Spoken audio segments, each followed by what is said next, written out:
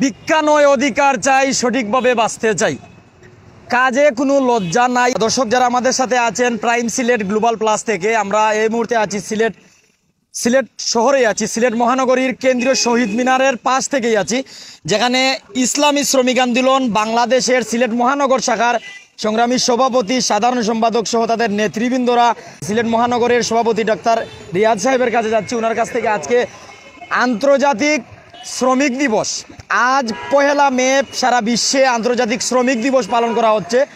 মে দিবস, শ্রমিক দিবস পালনের দিনে তারা কি দাবি দেওয়া জানাবেন, এমনকি তারা কি চান আমরা জেনে নিব। আসসালামু আলাইকুম। ওয়ালাইকুম আসসালাম। কেমন আছেন? আলহামদুলিল্লাহ ভালো। আপনাদের আন্দোলনের কারণটা জানতে চাই। আমাদের আন্দোলনের কারণ হলো শুধুমাত্র যে মে দিবসটা পালন করেই বিভিন্ন দল দেখা যায় যে সে 1886 সালে যে আমেরিকার হেগো শহরে যে মার্কেটে আন্দোলনের জন্য অর্থাৎ 8 ঘন্টা ডিউটি করবে, অতিরিক্ত করবে না তারা, সেই ন্যায্য দাবি আদায়ের জন্য আন্দোলন করতে গিয়ে তারা গুলিবিদ্ধ হয়েছেন, কেউ মারা গেছেন, এরকম অনেক বড় ঘটনা ঘটছেন। এক পর্যায়ে 89 সালে আন্তর্জাতিকভাবে মে দিবস পালিত হচ্ছে। তো তারই অংশ হিসেবে বাংলাদেশেও আমরা ইসলামী শ্রমিক আন্দোলন কার্যক্রম চালিয়ে যাচ্ছে। অন্যান্য দল যেভাবে কাজ করে, যেমন শুধুমাত্র মে দিবস আসলেই আজকে তাদের র্যালি, সমাবেশ, বিক্ষোভ মিছিল শেষ এখানেই, কিন্তু ইসলামী আন্দোলন বাংলাদেশ, দেয়ারপর ইসলামী শ্রমিক আন্দোলন বাংলাদেশ কিন্তু তেমনটি নয়, গতানুগতিক কোনো দল নয়। আমাদের লক্ষ্য উদ্দেশ্য হলো এই বাংলাদেশে ইসলামী শ্রমনীতি বাস্তবায়ন যদি করতে হয়, তবে ইসলামী শাসন বাস্তবায়ন হবে, তখনই ইসলামী শ্রমিক আন্দোলনের এই শ্রমনীতি বাস্তবায়ন হবে।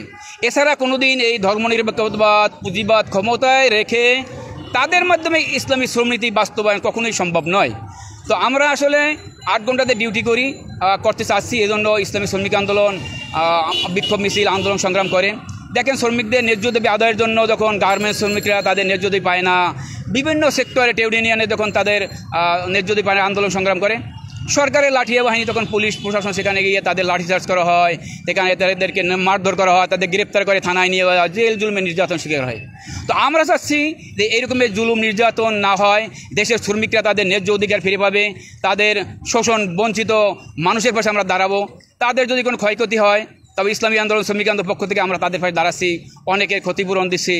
যেমন ফরিদপুরে মধুখালীতে 2 শ্রমিককে বিনা দোষে জুলুম নির্যাতন করে তাদেরকে হত্যা করা হয়েছে।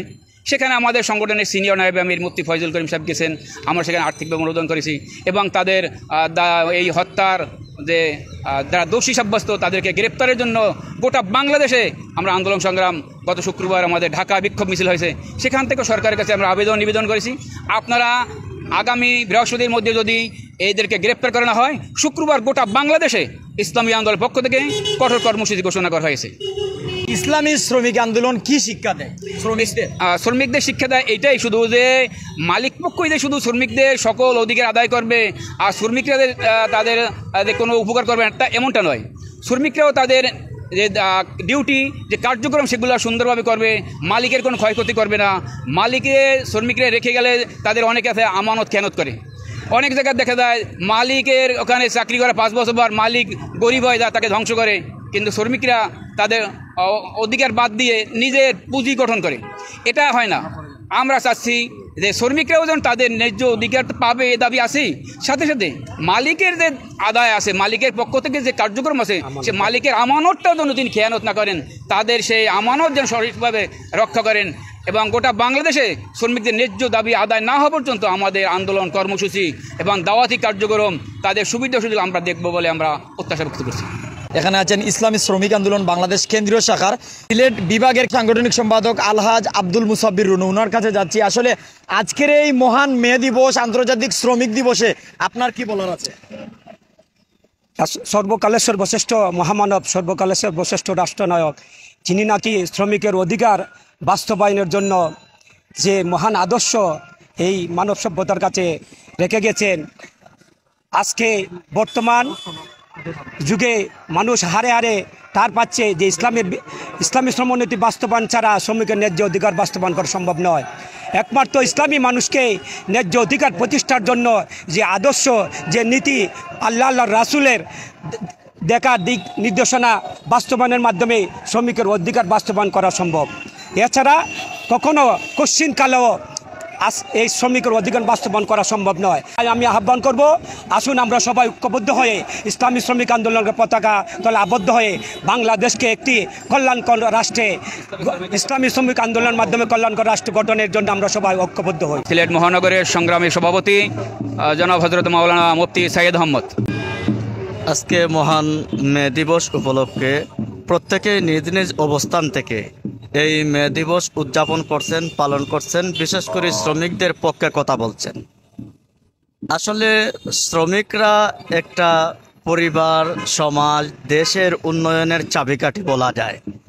বিশেষ করে আমাদের দেশে যেহেতু 80% লোক হলেন শ্রমিক, শ্রমজীবী, এই শ্রমিকদের যত মূল্যায়ন করা হবে, গুরুত্ব দেওয়া হবে, সম্মানিত করা হবে, তাদের অধিকার পূর্ণাঙ্গভাবে দেওয়া হবে, তত তারাও মনোযোগী হয়ে আন্তরিকভাবে দেশের জন্য, মানবতার জন্য, ইসলামের জন্য কাজ করবে। এতে আমাদের দেশ আরও সুন্দর হবে, উন্নত হবে। এই শ্রমিকরা দেখেন মাথার ঘাম পা পর্যন্ত বাসি। আমরা একবারে ছোট থেকে বড় শ্রমিক ছাড়া আমাদের কেউ চলতে পারবো না। আজকে এসি রুমে ঘুমাতে পারবো না, গাড়িতে চলতে পারবো না। আমরা আমাদের খাবারটা পর্যন্ত শ্রমিক ছাড়া আমাদের কাছে আসবে না।